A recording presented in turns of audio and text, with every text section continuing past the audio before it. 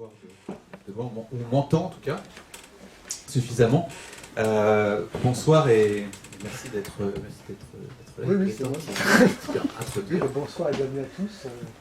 Nous vous remercions chaleureusement d'être venus nombreux à cette soirée dédiée à un ouvrage en tout frais, puisqu'il est sorti ce jour même.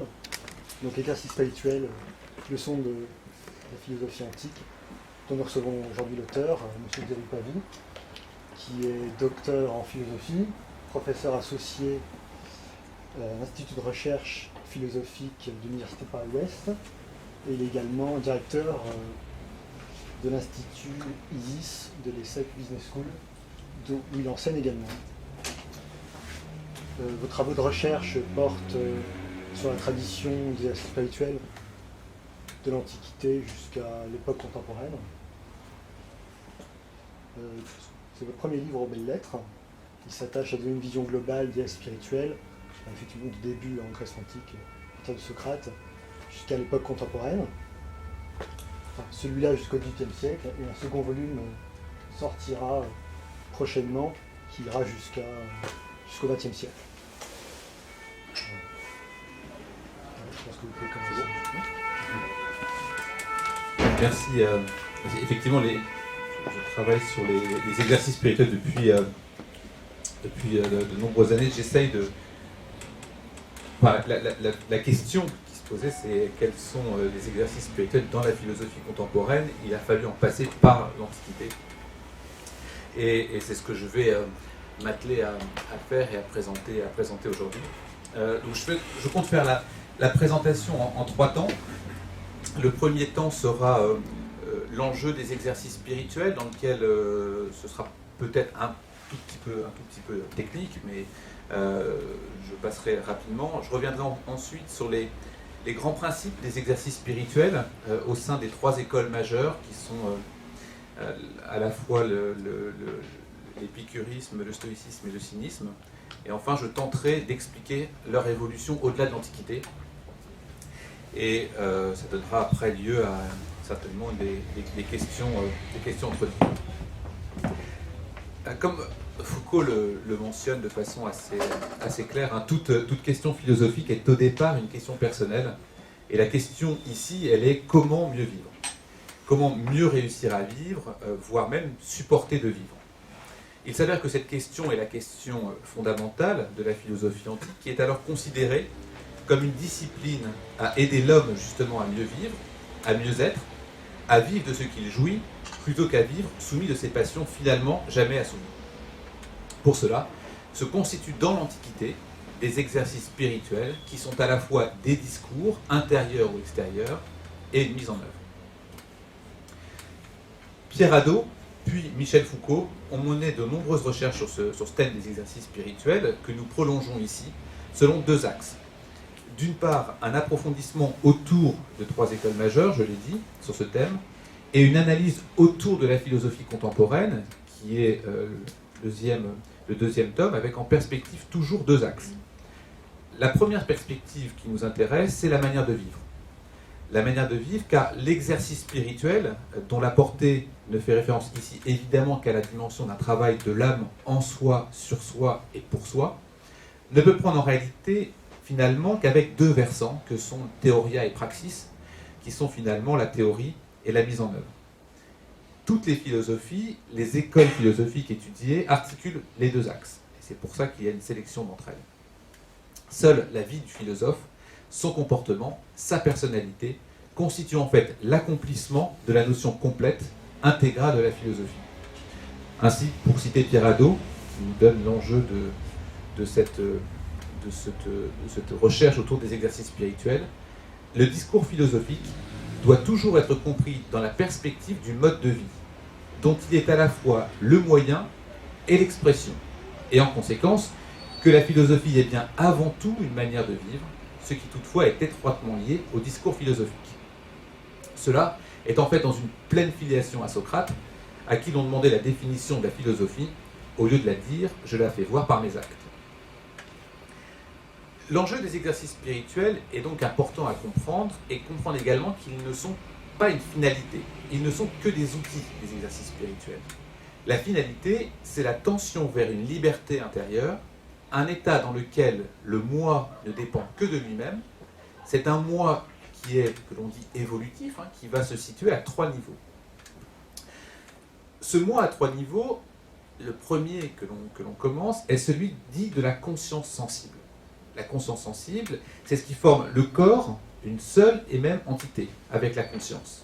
Pour le comprendre, il faut imaginer qu'il y a comme un écrasement entre le corps et la conscience.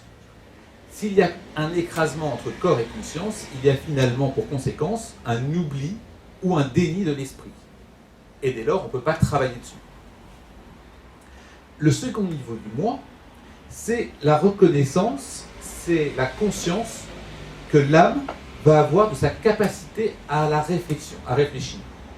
C'est la reconnaissance d'une première distinction, d'une première séparation des éléments constituant l'individu. Et dès lors, ce niveau permet d'établir un premier contact entre soi, son esprit et son corps. Enfin, le dernier et troisième niveau, c'est celui dit de la conscience spirituelle. Le moi comprend à ce stade qu'outre la distinction de l'esprit d'avec le corps, comme dans la deuxième partie, il y a une transcendance qui s'opère, à la fois qui le dépasse et dont il a conscience. Cette transcendance n'est ni étrangère au corps, ni raccrochée à un esprit supérieur ou divin. Mais ce qu'il faut comprendre, c'est que cette évolution entre le premier niveau du moi, qui est l'écrasement entre le corps et l'esprit, jusqu'au troisième, où je vais finalement avoir conscience que j'ai un corps, que j'ai un esprit, et qu'il y a une transcendance qui peut être au sein de moi, fait que je peux commencer à travailler. C'est ce sur quoi il va y avoir de l'exercice spirituel. Je comprends enfin qu'il va être possible pour moi, de pouvoir travailler. Parce qu'il y a cette reconnaissance, une distinction corps et esprit, qui n'a donc évidemment pas d'arrachement au corps pour autant, car la reconnaissance de la transcendance, donc qui est dans ce troisième niveau, n'amenuise pas une certaine immanence du corps, c'est-à-dire qu'on est bien conscient qu'il y a un corps, qu'il y a un esprit, qu'il y a un individu en général. Simplement, il y a bien cette articulation entre corps, esprit et transcendance. Autrement dit, pour le résumer, ça peut être l'âme. L'immanence et la transcendance ne s'opposent pas, et c'est donc à ce troisième niveau que cela se comprend. Il y a la connaissance, la conscience de ces multiples dimensions, et la connaissance, enfin, d'un possible travail sur soi. Il y a la possible influence sur ces dimensions. Vous comprenez que s'il n'y a donc pas cette évolution et cette conscience du moi, je ne peux pas me mettre à travailler sur mon esprit. Donc tout l'enjeu des exercices spirituels va être de celui-là. Comment je peux réussir à monter du premier au troisième niveau, dès lors que j'y suis, je travaille. Tout l'enjeu de la philosophie, des exercices spirituels, est donc d'élever l'individu du premier au troisième niveau.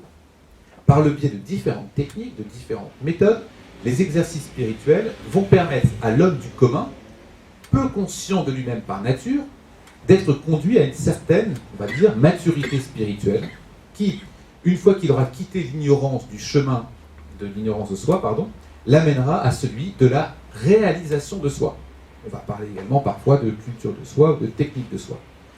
Ce succès de la réalisation de soi nécessite un accompagnement dans l'Antiquité. C'est d'ailleurs le rôle du maître, qui conduit correctement le disciple vers le savoir et la connaissance, vers le savoir-faire et le comportement. Le maître a pour mission de sortir le disciple de ce qu'on appelle la stultitia, C'est une notion évidemment fondamentale de la philosophie stoïcienne, comme on peut le lire notamment chez Sénèque, dans De la tranquillité de l'âme, puisque stultitia vient de stultus, qui veut dire qui n'a pas souci de lui-même. Spontanément, un individu n'a pas souci de lui-même. Il reste dans cet écrasement. Et la stultitia est la situation dans laquelle on se trouve avant que l'on ait pris soin de soi. C'est-à-dire avant que l'on ait commencé finalement le chemin vers la philosophie. Et stultus, explique Sénèque, celui qui est ouvert à tous les vents, celui qui laisse entrer dans son esprit tout ce qui se passe, tout ce qui se présente à lui, sans examen ni analyse. Se souvenant de rien, ne se remémorant aucun acte, le stultus change d'avis sans cesse, se laisse s'écouler la vie sans songer un instant à prendre soin de soi. Parce que cette dimension de prendre soin de soi est capitale dans la philosophie antique, et l'expression est importante, car si évidemment on a des techniques, on a des méthodes d'exercice spirituel sur lesquelles je reviendrai, et quels sont ces déterminants pour vivre mieux, il s'agit avant toute chose de penser à la posture que nous avons vis-à-vis de nous-mêmes. Il nous faut, dans ce cadre-là, évidemment, tordre une idée célèbre qui est que la philosophie antique se tourne autour avant tout, et ce qui est important, c'est de connaître soi-même, connaître toi-même, comme on le dit assez régulièrement. Or, ce n'est pas tant de se connaître qui est important dans l'Antiquité que de prendre soin de soi avant tout. Prendre soin de soi, donc du grec epelemeia et autour, se soucier de soi-même, qui est une notion capitale pour toute la culture grecque. Foucault, Courcelles, Rochet, Desfradas, évidemment Vernon également, tous s'accordent à dire de façon très claire que le connais-toi toi-même n'avait peut-être même pas une signification philosophique dans l'Antiquité, mais seulement une demande de connaissance de soi pour tous ceux qui venaient consulter le dieu, les oracles d'Apollon. Il fallait comprendre le connais-toi toi-même comme une règle, une recommandation en lien avec l'essence même de la consultation. Ce qui est important, c'est le souci de soi, qui n'est pas la connaissance de soi. Le souci de soi est important parce qu'il montre qu'il n'est pas une introspection, c'est plus exactement se constituer comme un sujet d'action face aux événements, face à son environnement. Le souci de soi, ce n'est pas se désengager du monde et des autres pour être en retrait, mais c'est se situer au contraire dans l'action entreprise, dans le fait d'assumer ses charges. Ainsi, Épictète explique que le souci de soi, c'est nécessaire, c'est se demander quels sont les devoirs chez soi, à la fois en tant que père de famille, ou quels sont ceux que l'on doit suivre en tant que citoyen, etc. Socrate est très clair sur cette notion de s'occuper de soi-même, avant même de se connaître soi-même. Il incite à se préoccuper plus que se connaître. Ainsi dit-il, tu ne rougis pas de donner tes soins à ta fortune pour l'accroître le plus possible, ainsi qu'à ta réputation et à tes honneurs, mais quant à ta raison, quant à la vérité, quant à ton âme, qu'il s'agissait d'améliorer sans cesse, tu ne t'en soucies pas, tu n'y songes même pas. Il est donc important, prioritairement, de prendre soin de soi. Si on prend soin de soi, alors on pourra prendre soin des autres. C'est le même principe pour que vous le compreniez assez rapidement en quoi c'est important. Une anecdote de façon très claire. Lorsque vous êtes dans un avion, vous regardez les consignes de sécurité d'un avion, c'est de façon tout à fait claire. On vous dit, lorsque vous êtes en dépressuration, vous prenez le masque et vous le mettez sur vous, et ensuite vous pouvez aider les enfants et les autres qui sont en difficulté. C'est exactement le même principe. Vous pouvez aider les autres que si vous vous êtes occupé de vous-même. Si vous pouvez respirer, vous pourrez aider les autres. Si vous ne respirez pas vous-même, vous ne pourrez pas expliquer aux autres. C'est exactement ce même principe-là. Pourquoi dit-on prioritairement prendre soin de soi chez les anciens? Et dans quelle mesure, finalement, tout ce que je viens de dire s'articule avec les exercices spirituels? Prendre soin de soi, ça permet de se préparer. Si je prends soin de moi, donc je me prépare. Ce qu'on appelle la parasque, que Sénèque traduit par instruction. Prendre soin de soi est une pratique qui se développe tout au long de la période hellénistique et romaine, où l'enjeu est d'instruire, de préparer, de former l'individu. L'idée est de préparer aux événements extérieurs, aux aléas de la vie. Philosopher, finalement, demande Épictète, qu'est-ce sinon ne pas se préparer à tous les événements? Que l'on soit dans telle école philosophique ou telle autre, on va donc se préparer. Et pour se préparer, on va suivre plusieurs dogmes. Plus exactement, on va suivre la philosophie, c'est-à-dire la voie vers la sagesse et même la voie de la préparation de l'école à laquelle nous appartenons. Ainsi, très rapidement, je vais en rappeler quelques-uns. Chez les stoïciens, l'enjeu majeur, même s'il y en a de très nombreux, c'est de se préparer et de se maîtriser, notamment à travers les passions. Comment j'arrive à maîtriser les passions que je n'arrive pas à contrôler? C'est accepter tout ce qui arrive comme conforme à un ordre universel, qui est celui de la nature. Anticiper les rencontres. Fameuse phrase de Marc Aurèle, dès l'aurore, dis-toi à l'avance que tu rencontreras un indiscret, un ingrat, un insolent, un fourbe, un égoïste.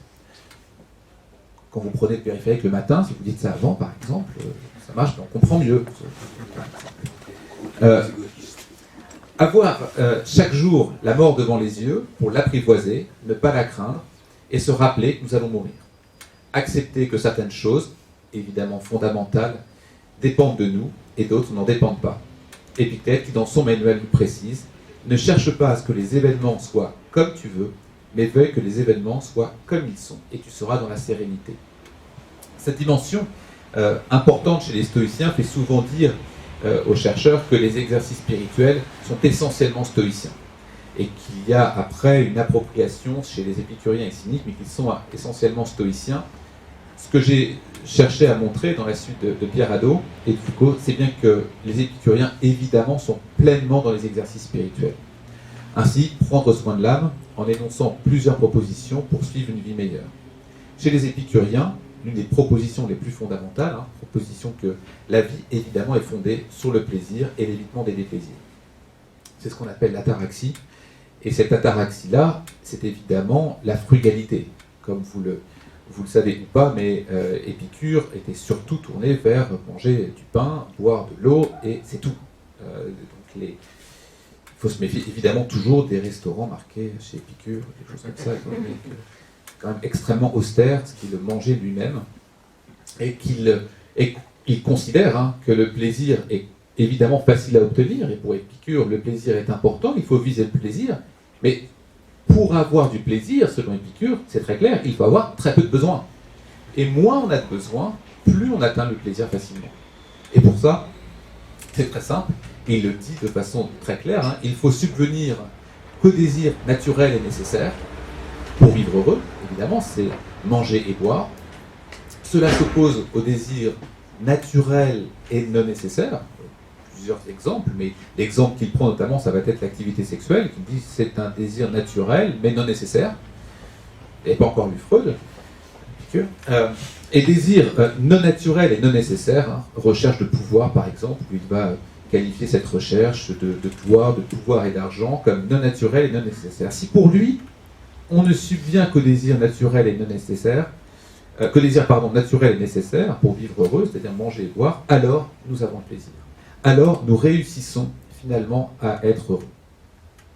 Enfin, une autre proposition pour comprendre chez les épicuriens la notion d'exercice spirituel, c'est l'application du fameux tétrapharmakos, qui est le quadruple remède, qui expose 4 principes à retenir en permanence.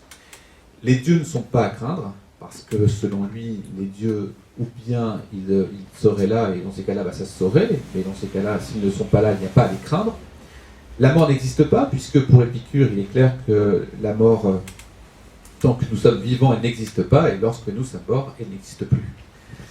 Le fait que le plaisir est facile à obtenir, et je l'ai expliqué pourquoi, il suffit pour ça d'avoir des besoins très simples, et dans ces cas-là, le plaisir est facile à obtenir. Enfin, la douleur est également facile à supporter, puisque si elle est extrêmement intense, on finit par en mourir. Si elle n'est pas si intense que ça, on finit par la supporter. Ce qui veut dire que ces dimensions d'exercice spirituel, chez les épicuriens, il faut se les répéter en permanence. Ils se répètent en permanence, que l'on soit dans la rue, que l'on soit dans une agora, que l'on soit chez soi, que l'on soit évidemment dans le jardin d'Épicure.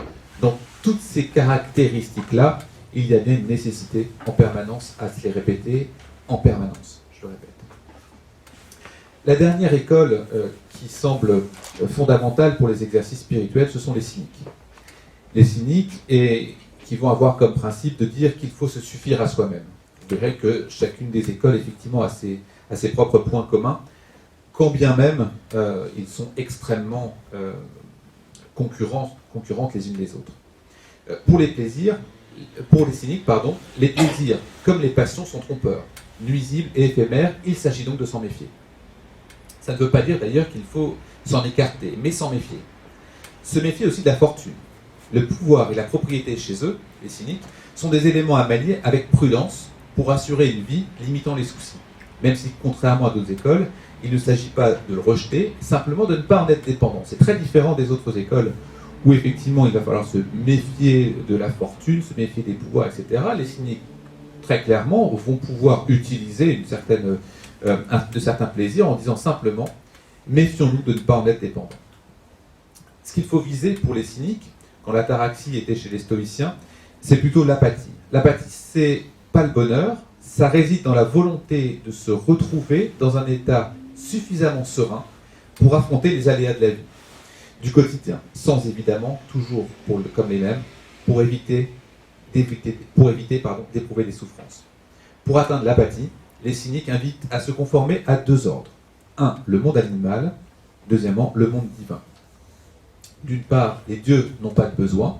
Il est tout à fait utile de copier l'attitude des dieux. On voit bien qu'ils n'ont pas de besoin, parce que s'ils avaient des besoins, ils nous diraient, et on les verrait ici. Même chose pour les animaux, des besoins très restreints, et qui doivent être une source d'inspiration également.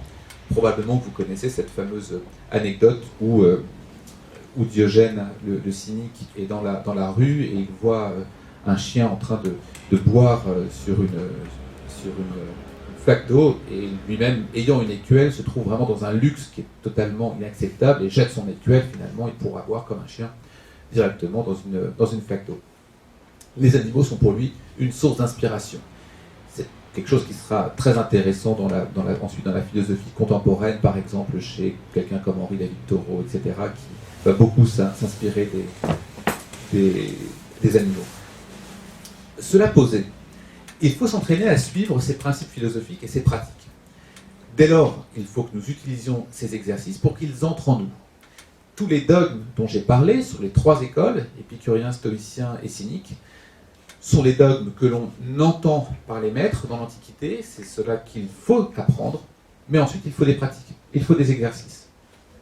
Pour ça, il y a la lecture des maîtres, savoir s'imprégner d'un texte, savoir relire un texte, savoir continuer à relire et à relire un texte. En cela, quelqu'un comme Goethe est intéressant, qui disait, après des années de lecture et arrivé à près de 80 ans, il dit « Je ne sais même pas si j'ai encore réussi à savoir lire correctement ». Un autre exercice important, c'est l'écriture, pour soi ou en correspondance. C'est se dire à soi-même lorsqu'on écrit. Je l'ai précisé tout à l'heure, il s'agit de prendre soin de soi avant de se connaître. Prendre soin de soi, c'est avoir un regard sur soi. Comment avoir un regard sur soi? La lecture peut en être un, mais l'écriture est fondamentale. J'écris à quelqu'un qui lui-même va me répondre. On est dans une correspondance, tout comme on va essayer de se dire à soi-même. Se dire à soi-même, c'est ce qu'on appelait dans l'Antiquité des upomenata, c'est-à-dire des petits carnets que les anciens avaient sur eux et notaient les citations qu'ils pouvaient avoir, entendre, lire, certaines pensées qu'ils pouvaient entendre des différents maîtres qu'ils pouvaient avoir autour d'eux. Et ces upomenata étaient importants parce qu'ils revenaient à chaque fois dessus. Ils relisaient les carnets, ils retravaillaient les carnets, ils retravaillaient les citations. L'écriture est un exercice spirituel fondamental pour se connaître, pour prendre soin de soi, tout comme la lecture. L'écriture est importante dans le sens où elle est également l'opportunité du dialogue avec soi-même. Ce dialogue, on le voit dans l'écriture avec une correspondance, par exemple. C'est le cas de, si je prends l'exemple de Plutarque, un disciple de Plutarque posait la question, mais comment ne plus se mettre en colère?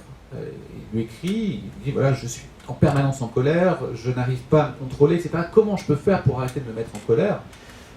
Plutarque reçoit le courrier, il n'a pas le temps de répondre, et il dit, je n'ai pas le temps de répondre, donc je te donne mon carnet, tu me le rendras, parce que sur la colère, j'ai déjà écrit tout un tas d'éléments, un certain nombre de textes, et sur la colère, tu verras cette dimension-là. Finalement, on voit dans cet exemple avec Plutarque deux éléments. On voit un élément qui est de l'ordre des upomenata avec l'écriture que Plutarque a utilisée, mais ça ne sert pas qu'à ça. Ça sert également à donner à son disciple. Mais ce qu'il va donner à son disciple, c'est avant tout également une forme de dialogue, qui est un troisième exercice spirituel important, le dialogue avec soi-même. Ce dialogue avec soi-même, il est en permanence. Savoir se parler est un exercice spirituel fondamental dans l'écriture, mais également chez Épictète, qui va avoir ses méditations promenades, par exemple. Il s'astreint à régulièrement aller marcher, parler, méditer, pour avoir un dialogue avec soi-même. À quels endroits nous avons un dialogue avec nous-mêmes, se posent les anciens sur cette question-là. Il faut avoir un dialogue avec soi-même lorsqu'on écrit, il faut avoir un dialogue avec soi-même, avec autrui également, et c'est sur la base de la construction du dialogue socratique. Parce que ce qui est important dans le dialogue socratique, tel qu'on parfois on l'oublie, etc., mais ce qui est important à comprendre dans le dialogue socratique, c'est ne pas avoir raison sur l'autre. Lorsque l'on est dans un dialogue, tous les jours, dans notre vie, d'une façon ou d'une autre, nous essayons d'avoir raison.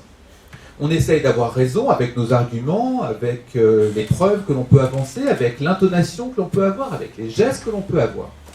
Socrate essaye de casser cette situation-là en essayant, absolument incroyable de penser ça, il essaye d'avoir raison avec l'autre, d'avoir raison ensemble. Il ne s'agit pas d'avoir raison l'un sur l'autre, mais d'avoir raison ensemble. En cela, il essaye de monter l'interlocuteur à un certain niveau qui peut le gêner dans la discussion, avec l'ironie socratique, etc. Mais en montant ce niveau-là, il va simplement faire en sorte que l'autre puisse avoir raison en même temps que Socrate. Il n'y a pas finalement une volonté d'avoir prise de position ou pouvoir sur l'autre. Cette dimension-là explique la reconsidération nécessaire dans l'Antiquité du dialogue. Et dans quelle mesure ce dialogue avec soi-même est capital, le dialogue avec autrui est capital, et le dialogue à deux dans un objectif de faire ensemble quelque chose dans la discussion nous paraît important. Il y a donc la lecture, il y a donc l'écriture, il y a donc le dialogue. Un exercice important est celui de l'ascèse, qui va être une ascèse physique, qui peut être une ascèse physique au sens épicurien avec la diététique, comme je l'ai parlé tout à l'heure, l'ascèse physique également, et la pratique du corps. La pratique du corps est importante, capitale. Platon était lutteur, il y a énormément de coureurs, il y a énormément de pratiques physiques dans l'Antiquité. Socrate également pour d'autres raisons. La pratique physique, diététique, physique, est également à mettre en perspective avec l'ascèse d'une façon générale sur l'examen de conscience. L'examen de conscience, à la fois le rêve, à la fois l'examen de pensée, on le note chez Antiphon, et dans quelle mesure chez Antiphon déjà, il y a ce qu'on appelle un cabinet de philosophie dans lequel on vient examiner sa conscience. On examine sa conscience lorsqu'on est positionné autour de l'ascèse, c'est-à-dire avoir un exercice sur soi, physique, la diététique, physique, la pratique sportive, psychique, également sa conscience. Avoir cette capacité fondamentale d'examiner sa conscience. Ainsi, pour le résumer, on a bien des dogmes, que vous compreniez, des dogmes dans l'Antiquité selon les trois écoles. Ces trois écoles se mettent en place à travers des exercices, lecture, écriture, dialogue, etc. Lorsque tout ça est effectué, lorsque l'on est en train de le faire, lorsque finalement, vous le comprenez, j'espère, on passe du premier niveau au troisième niveau, on arrive enfin à ce qu'on appelle la conversion. Nous sommes convertis, nous sommes différents, et les philosophes alors voient le monde différemment. On se convertit vers une philosophie au sens propre, au sens où on devient quelqu'un d'autre. La conversion cherche à construire un endroit de paix, de sérénité, un endroit reclus en soi, qui est prolongé et protégé de l'extérieur. Finalement, tout ce que je vous disais depuis le début, on se protège des maux, on se protège des obstacles de la vie, on se protège de tout ce qui peut arriver. On prend soin de soi, on voit les techniques et l'on est protégé. C'est ce que, sur la base de Marc Aurèle, Pierre Hadot va appeler « créer chez soi-même la citadelle intérieure ». Cette expression est fondamentale dans toute la philosophie, et notamment, particulièrement chez les stoïciens, encore plus de façon capitale chez Marc Aurèle, créer la citadelle intérieure qui est inébranlable, qui est inattaquable. C'est alors une véritable transformation du moi, transformation de soi, par cette pratique des différents exercices spirituels. Ce sont eux qui permettent la transformation de soi, et ainsi permettent de se mouvoir dans un monde qui n'est plus tout à fait identique, puisque ce monde, face à vous, il est converti. Ce panorama assez général des exercices spirituels que je viens de dresser, je voudrais pour la dernière partie, comme je l'ai annoncé, montrer finalement qu'est-ce qui se passe après l'Antiquité. C'est-à-dire, mon propos est également dans la philosophie contemporaine, mais il va être dans un premier temps, pourquoi à la fois le connais-toi toi-même par rapport au prendre soin de soi, pourquoi il y a le connais-toi toi-même a été, le prendre soin de soi, a été supplanté par le connais-toi toi-même, pourquoi ça s'est apparu, et pourquoi finalement aujourd'hui on parle si peu des exercices spirituels. Donc je n'irai pas jusqu'à la philosophie contemporaine, sauf avec des questions, Mais avant tout, ce qui nous intéresse, c'est qu'est-ce qui se passe après l'Antiquité tardive, c'est-à-dire environ après Marc Aurèle et les stoïciens tardifs. Puisque la question est donc la suivante, quelle continuité ont eu les exercices spirituels antiques? Quelle suite peut-on déceler à tout ce que je viens d'expliquer? À ce que je viens de dire en termes, d'une part, d'exercice, en termes de dogme et en termes de pratique. Comment, finalement, pourquoi on a une telle intensité dans la philosophie, dans l'Antiquité, comme recherche de techniques, de méthodes pour mieux vivre, et comment ça évolue? De façon très, très nette, on peut voir que dès les apologistes, dès les pères de l'Église, et jusqu'à Loyola, le christianisme apparaît comme le premier courant à récupérer les exercices spirituels antiques. C'est la religion chrétienne qui vient de façon très claire, et j'allais dire annoncée d'ailleurs, pas de façon ou d'une autre, en tout cas de façon très claire, elle vient destituer la philosophie comme moyen de mieux vivre. Cette finalement désintégration, récupération de la philosophie antique a commencé avec les apologistes, Justin notamment, qui va s'efforcer de présenter le christianisme sous une forme compréhensible au monde gréco-romain. Et va finalement utiliser la notion de logos pour définir le christianisme comme, et c'est ce qui va rendre les choses très complexes, puisque le christianisme va présenter comme la philosophie, avec un L majuscule, P majuscule, en opposition à la philosophie grecque. Ce qui veut dire, pour bien comprendre, qu'on va cohabiter avec deux fois le même terme, philosophie. On va cohabiter avec deux termes pour, finalement, deux choses différentes. Et pourquoi ils ont la philosophie, les chrétiens? Parce qu'ils possèdent le discours vrai. Le discours vrai, c'est la raison parfaite incarnée en Jésus. Les philosophes grecs n'auraient possédé finalement que des parcelles du logos, Justin le précise de façon très claire, alors que les chrétiens, eux, seraient en possession du logos, la raison parfaite, et lui-même par le biais du Christ. Cette tradition d'une philosophie chrétienne, alors je passe tout un tas d'éléments qui sont évidemment l'ensemble des reprises, c'est-à-dire que lorsque je parle de l'ascèse diététique, lorsque je parle de l'ascèse physique, lorsque je parle de tous les éléments, le dialogue avec autrui, le dialogue avec soi-même, etc., c'est tout ce que vous voyez dans le monachisme chrétien. Et tout ce que vous voyez comme reprise de ce qui existait déjà 300, 200, 300, 400 avant Jésus-Christ. Donc cette tradition philosophique chrétienne, elle perdure au Moyen-Âge latin sous le nom de philosophia, au sein notamment de la vie monastique. Je l'ai dit, Jean de Salisbury affirme ainsi dans Polycraticus que les moines philosophent de la manière la plus droite et la plus authentique qui soit. La distinction entre philosophie et christianisme n'est évidemment pas nette dans toute cette période-là.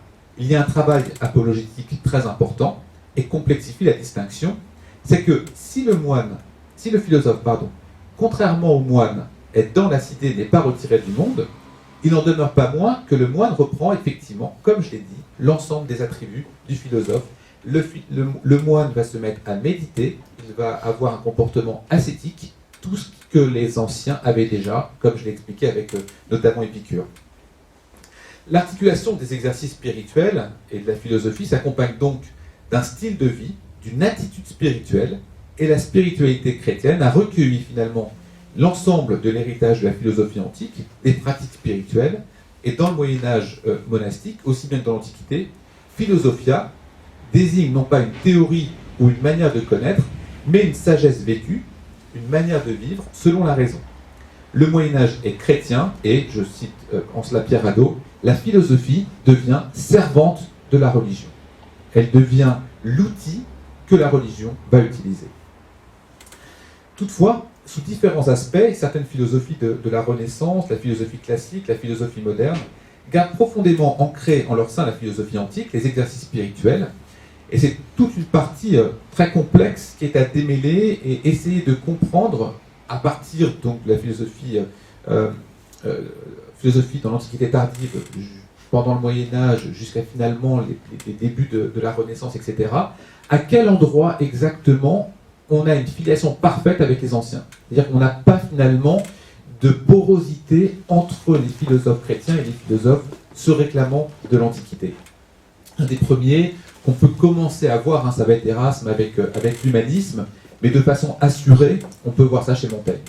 C'est bien Montaigne qui, au XVIe siècle, va avoir une vie philosophique avec une très claire filiation avec les anciens.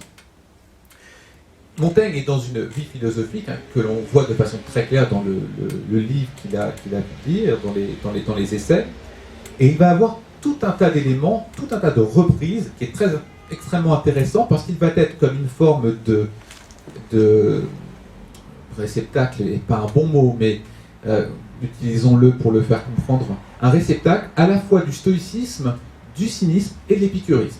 Tous vont retrouver finalement une existence chez Montaigne. Ainsi, il va dire se découvrir soi-même en découvrant les autres. Il va dire que l'amitié est un échange spirituel entre les individus. Il va évidemment lire la phrase, probablement une des phrases les plus célèbres de son ouvrage, « Philosopher, c'est apprendre à mourir », c'est-à-dire les stoïciens, c'est-à-dire les épicuriens, tout autant que Montaigne est également possiblement un sceptique, ce que je n'ai pas qualifié comme école d'exercice spirituel dans mes travaux. Le XVIIe siècle, on va retrouver encore des difficultés entre la porosité du christianisme et de la philosophie antique. Celui qui va être le plus important à ce moment-là, au XVIIe, c'est évidemment Descartes.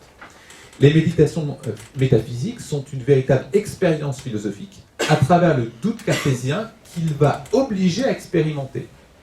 Ce doute peut être considéré comme un exercice spirituel, mais que l'on qualifie plutôt de fugitif. Ce doute n'est pas permanent. Le questionner permet de comprendre aujourd'hui finalement pourquoi on parle de « connais-toi toi-même » et pas de prendre soin de soi, comme j'ai dit dans la première partie. Pourquoi aujourd'hui on dit la philosophie c'est « connais-toi toi-même » alors que j'ai tenté de vous montrer que c'est avant tout prendre soin de soi. Descartes lance le modernisme avec l'ambition très claire de chercher un moyen qui lui permet de construire une connaissance certaine, indubitable, sans aucune contestation. Il dit même une connaissance si ferme et si assurée que toutes les plus extravagantes suppositions des sceptiques ne soient pas capables de l'ébranler. Alors Descartes, si vous vous en souvenez dans la méditation métaphysique, il dit voilà, il faut faire table rase de tout ce que je sais. Descartes dit je fais table rase. Une fois que j'ai fait table rase, qu'est-ce qu'il se passe pour me reconstruire? Pour me reconstruire, finalement, il n'y a qu'une seule chose qui semble apparaître, vous vous en souvenez, c'est le cogito. Je pense donc je suis. En même temps, si je pense donc je suis, comment c'est arrivé chez moi? Je simplifie évidemment, et le propos de Descartes, je simplifie, mais pour bien faire comprendre néanmoins, dire comment ça a pu arriver chez moi? Comment finalement j'ai tout mis en doute, y compris est-ce que 2 et 2 font 4, etc. J'ai fait table rase, il reste une seule chose, c'est le cogito, le je pense donc je suis. Qui a pu faire ça? Ça ne peut être qu'un Dieu. Et finalement, il va y avoir un doute comme exercice spirituel qui permet de tout reconsidérer, mais ce doute, à partir du milieu de la deuxième méditation métaphysique, il est complètement balayé par finalement Dieu qui va arriver en disant voilà, je peux reconstruire finalement la connaissance autour de ça. Et donc la méthode de Descartes, cherchant à douter sur soi, à s'interroger pour faire table rase de tout ce que l'on sait, pour le dire simplement, finalement va reléguer le prendre soin de soi au profit du faut se connaître, au profit de la connaissance. Ce moment-là, ça a fait l'objet d'une discussion et d'une controverse importante entre Michel Foucault et Pierre Hadot, parce qu'ils ne sont pas tout à fait d'accord sur cette interprétation-là. Il semble que je me range plus du côté de Michel Foucault sur ce sujet-là, c'est-à-dire qu'il y a bien à un moment donné, quand Descartes lance le modernisme, la nécessité de se connaître avant de prendre soin de soi. Et se connaître ne permet pas de vivre bien. C'est prendre soin de soi avant tout. Donc les exercices spirituels antiques. Le XVIIIe siècle peut être regardé avec trois éléments, trois individus importants, Shaftesbury, Kant et Rousseau. Le comte stoïcien de Shaftesbury, Anthony Ashley Cooper, qui est relativement peu connu en France, qui est souvent présenté de façon très claire comme le champion moderne du stoïcisme. Il a écrit son propre journal comme Marc Aurèle, où on peut y lire ses pensées, d'ailleurs il ne souhaitait pas que ce soit publié, il l'avait expressément dit. Il avait écrit, le titre de son ouvrage, tel que ça avait été finalement publié, c'est « Exercice ». Exercice spirituel, exercice comme chez Marc Aurèle, etc.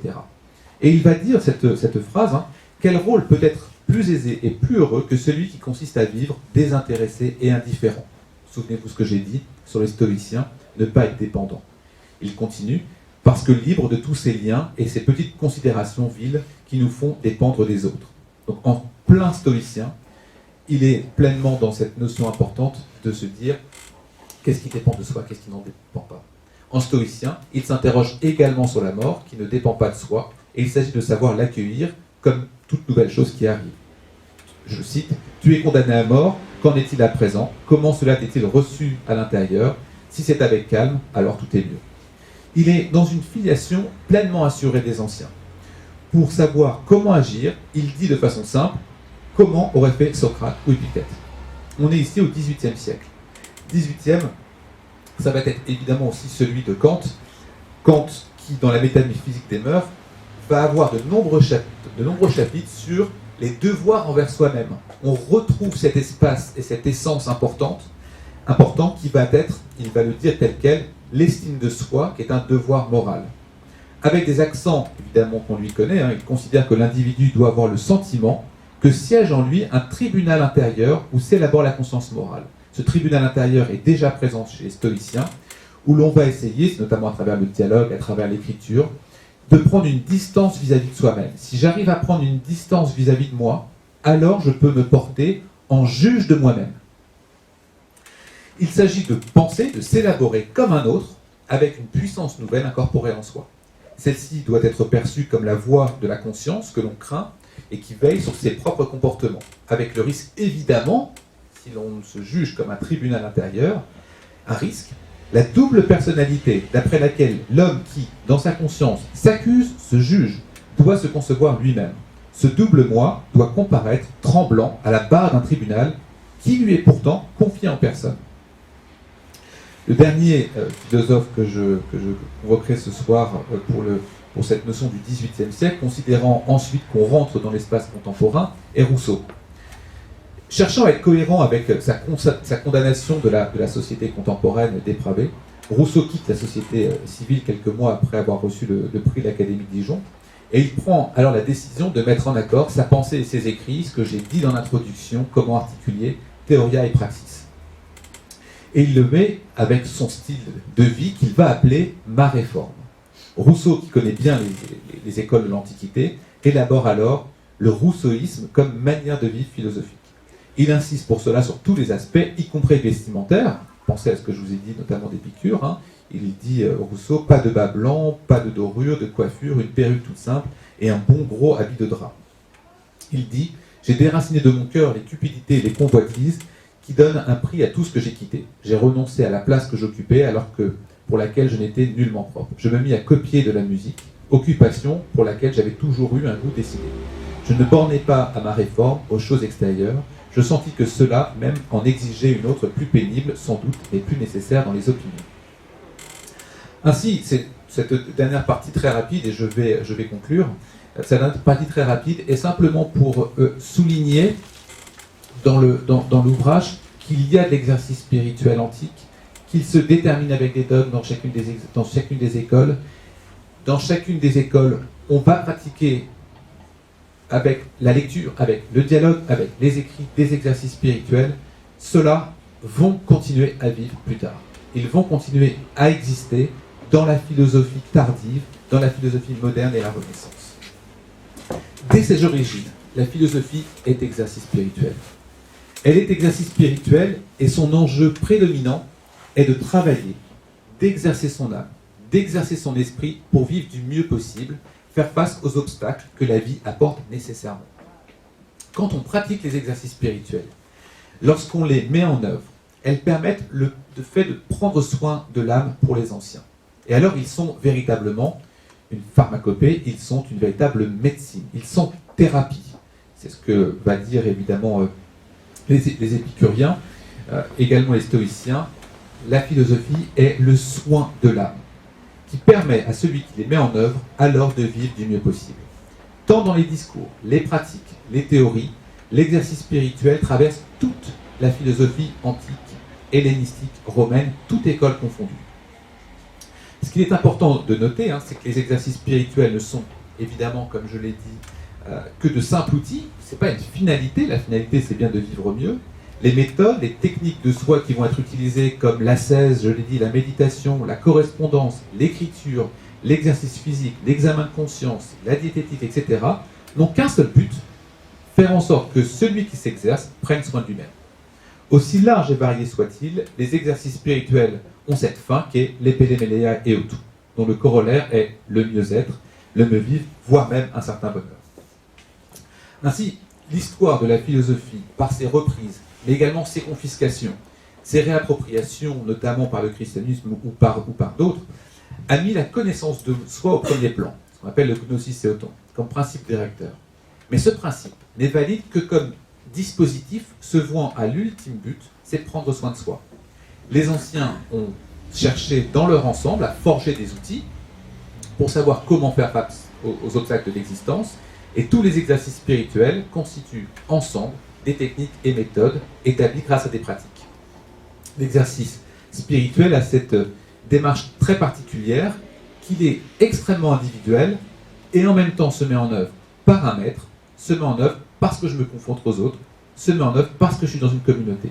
C'est donc extrêmement complexe de comprendre cet individualisme nécessaire dans une communauté avec un maître. Les recherches de techniques, de mise en œuvre permettant la connaissance de soi, permettant de se préparer à la mort auprès de méditation des mots, se retrouvent donc dans chacune des trois écoles, les méthodes qui constituent finalement le socle commun, les piliers fondateurs des exercices spirituels dans l'Antiquité. Enseignés par des maîtres, et qui va finalement arriver à ce que j'ai tout à l'heure mentionné, la conversion. C'est plus qu'un engagement, c'est plus que finalement une sorte d'adhésion à une philosophie, c'est le passage d'un état à un autre. Un état, duquel on ne revient jamais. Et c'est en cela d'ailleurs que l'exercice spirituel est particulièrement élitiste. Il est disponible pour tous, c'est extrêmement simple de comprendre, simplement, seul un petit nombre y accède réellement. Leur apparente simplicité lorsque l'on lit les exercices spirituels cache en réalité la nécessité d'une volonté hors norme pour les mettre en œuvre, afin évidemment de bénéficier de leurs effets.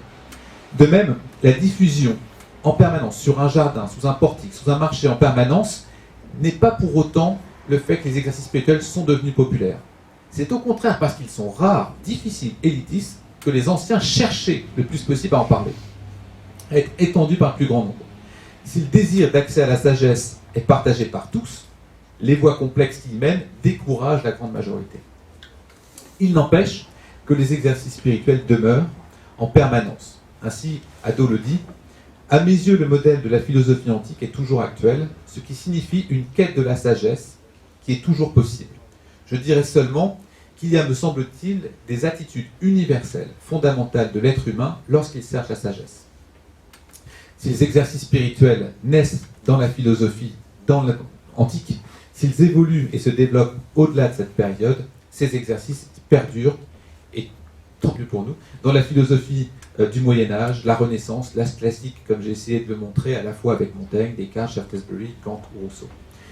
Tous ces philosophes-là sont ceux qui ont permis de mettre en place des rouages qui permettent qu'aujourd'hui, dans l'espace contemporain, que l'on peut faire commencer fin du 19e, début évidemment le 20e et 21e, montre qu'on peut retrouver des exercices spirituels.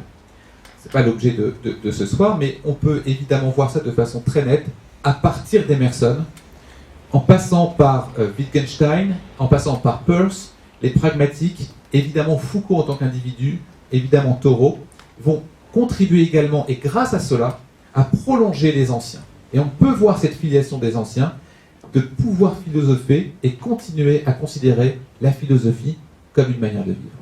Merci beaucoup.